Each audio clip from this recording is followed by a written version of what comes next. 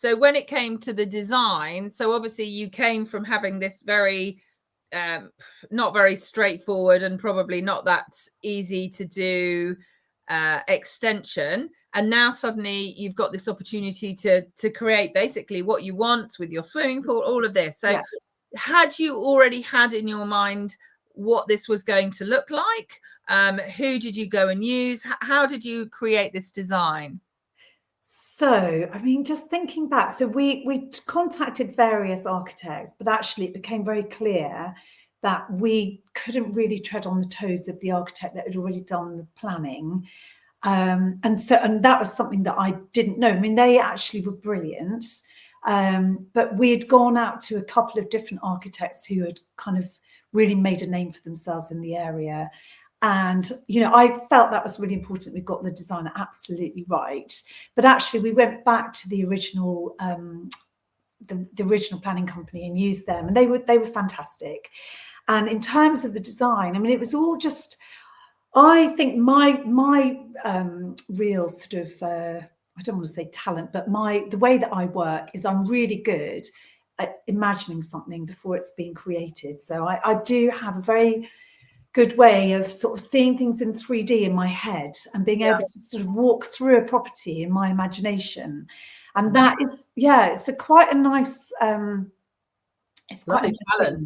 It's quite a nice thing to have, because it then makes it so much easier when you're thinking about how the property is going to work and be designed. Whereas a lot of people can only work from plans. For me, it's all in my head. And so did you literally sit down with somebody and just literally sort of, you know, throw it out to them? This is what I'm thinking, and then they put it all down on the paper? Yes, exactly that. Yeah, exactly that. And so I sat with the guy who was like doing all the CAD drawings for hours, going through like, I just want to do, you know, just, so it was a lot of it comes, you know, from us, because I think often this is the way with architecture. When you're building new properties, the architects kind of do the drawings, but a lot of the inspiration comes from the people that are actually going to be living in the property, because they're the ones that know. We're the ones that know what we want our house to be like, and the flow and everything else. The key things, obviously the technical details, and one of the biggest mistakes that I made was although in hindsight I'm glad we made it, the architects kind of explained to me that the original plans and the original house that was here were on 2 levels. So it was a single story, but it was on 2 levels because the garden slopes away. And what they suggested was to keep this drop down on one side because of the cost of the foundations when you've got to build up and keep everything level on a slope. But having built a house, and actually our previous house, the foundations weren't that expensive, because they were basically Nick, my husband, and a really great friend that we've made, who's become like a kind of right-hand man. They did the foundations themselves, because Andy, this friend, that's what he used to do. He's retired now, but that's what he did. So I was like, it's fine. The foundations, they're not going to cost that much. It's fine, no problem. So I said, I want it all on one level. It's really important because I want to create this courtyard with a swimming pool. And if it drops down on one side, it's going to completely lose that whole feeling. And I wasn't thinking about the cost. I was just thinking about the aesthetics. If I had have known what we then discovered, that these foundations, there was no way that we could do them ourselves. They needed like a big company to come in and do them. And the cost was huge because, concrete had gone up massively in cost. So it was a bit of a mistake. Our foundations cost a lot of money, and it's always a bit frustrating, like the money's going. And what did they cost? Can you remember what the foundations cost? I actually can't. I can ask Nick, but we're talking probably about 50 to 60, 70,000. It was a lot of money. A lot of money to be going into the ground, you know. Nothing that you can tangibly hug and go, I'm so pleased I did this. It's like disappeared into the ground. So that was hard. And we had a lot of issues with the foundations because it was very, very wet when we were building, and there was a lot of problems with the foundations, but we got there in the end. But so in terms of the drawings, it was all just architects very patient, you know, because they were changed quite a lot. There were a lot of changes, different ideas. And I'm like, I need to do this. So had you already, so obviously you're sitting down doing this, had you already kind of got it completely in your mind, and it was literally just them replicating the picture in your mind onto the paper? Or was it, as things progressed, you were kind of like, oh, actually, you know, that's not really going to be suitable, the bedroom there and the kitchen there or whatever? Was it more of a progression? How did that kind of design go? No, once we'd like made the decisions with the architect before it went to planning, we didn't make any changes after that. So we absolutely made sure that we were, you know, completely 100%. But we did make lots of changes before that. So at one point, the room that I'm now sitting in was going to be the kitchen. And this room is like the northeast side of the house. And I kind of had this vision that this would be the nicest place for the kitchen because it gets the evening sun, and it gets the morning sun as well, actually, through the windows that you can see behind me. The morning sun comes over there, but it's a triple aspect room and it looks out on beautiful views and everything else. But actually, it was the conservation officer that was like, are you sure you don't want to put the kitchen in like the central part of the house? Because that's where the sitting room is going to be. And the more I thought about it, I was like, yeah, you know what, she's got a point. And so it was really just making sure before we put the planning in that we talked to lots of people, we got lots of different ideas, and then working out what really felt right for us. So that was key. Yeah, that was key. I love that. I think sometimes we, you know, I hear people who are a bit fearful because they don't have all the knowledge. And actually, like we all say to everyone, no question is a stupid question. Yeah, absolutely. Actually, you went out there, you didn't try to be, you know, you had your ideas, but to then be really open to what people are suggesting. And obviously there were some that you weren't so open to with the foundations. But I think being as open as possible to have all this information, and even with kind of problems, and I'm sure there were others along the way, it's talking to as many people. In fact, I just had a meeting with a new bookkeeper this morning, and there were a couple of things I just had no idea about. And just from that quick conversation has completely opened my mind to a whole new element of something. So, yeah, I love the fact that you literally went out of your way to find as many people to talk to as possible to get as much info to help you at that moment, because you definitely don't know what you don't know, do you? Absolutely right. Absolutely. And there's just so much that you can gain from talking to other people that have either been through a similar experience or, you know, they work in the industry. So yeah, that was absolutely incremental to the build. Yeah. Sure. Okay, so we've now got the design. You obviously got the planning. Can you remember how long that took? No, I think probably about in this kind of little property. We had moved on site, which is a thing I would really recommend for anyone doing the builds, because there were so many times when the builders needed us, and it was, you know, early in the morning. We might not have been here had we been living off site. We moved into 2 static caravans. We upgraded to 2.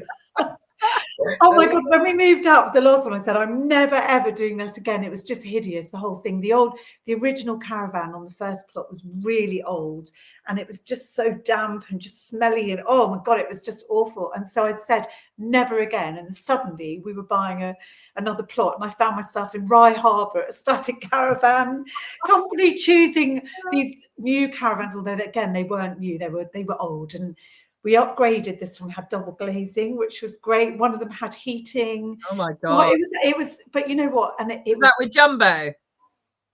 No. Oh, okay. No. Do you know what? I actually can't remember the name of the company. Rye Static Traders or something along those lines.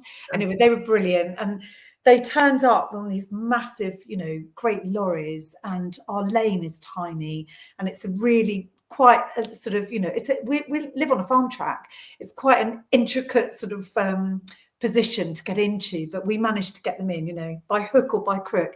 We had to take down half of our neighbour's apple tree, which was really embarrassing, but they were brilliant about it. And, you know, just, I was desperate to keep the apple tree. We had to lob off a few big branches. And it took a long time, but we did get them in the end. And so, yeah, we lived on site in the caravans. And sorry, Emma, what was the question that you asked? No, that's great. And then so how did you then fund this then? So obviously you'd had this all coming in. I know you'd obviously had some money before. Yeah. How did you go about funding this? Was this through development finance? Yeah, Or? so we took out a self-build mortgage. So once we'd actually, we bought the plot with cash from the profits of our previous sale, and then we took out a self-build mortgage, which you may know you have to draw it down in stages. So you won't just get given all the money and have it sitting in your account. It's all done in phases. Once the foundations were laid, then they release some more funds, and it in tranches, I think they call it, don't they? That kind of thing. Yeah, exactly that. So it was, and actually it was so much easier this time because, you know, we were much more aware of how to do everything. You know, once you've been through one build, you understand at least some of the pitfalls. So on that side, because that can cause a lot of anxiety, not knowing when you're going to get the money, how you're going to be able to finish the build. But what was really the big thing for us is that we moved on onto the plot in the August of 2019. And by the December of 2019 was all the rumblings about the, you know, crazy COVID times coming. And when we actually ordered our frame for delivery, they got it to us the day that they shut down their whole factory. And they were shut down for about 3 or 4 months. So we were seriously lucky because you must, you know, obviously you're aware that all of the material costs went up massively. Yeah. And we were just, what I always joke about saying, we were like ahead of the curve, because every time we got delivery of our plaster, then suddenly there was all this kind of like talk about plaster going massively up in price, and the same with all the timber, and then everything was running out. And I mean, it was just a nightmare, but we had God looking after us because we were just literally ahead of the dramas with everything. So it was, yeah. It was cool. And so what was the construction of it? So it's obviously a kind of a, is it like a U shape with a swimming pool in the middle? That's kind of like how I see it from the pictures. Here, I could show you. Yeah, you can see there. So it's basically it's a U shape and the swimming pool in front. And so what was the construction of it?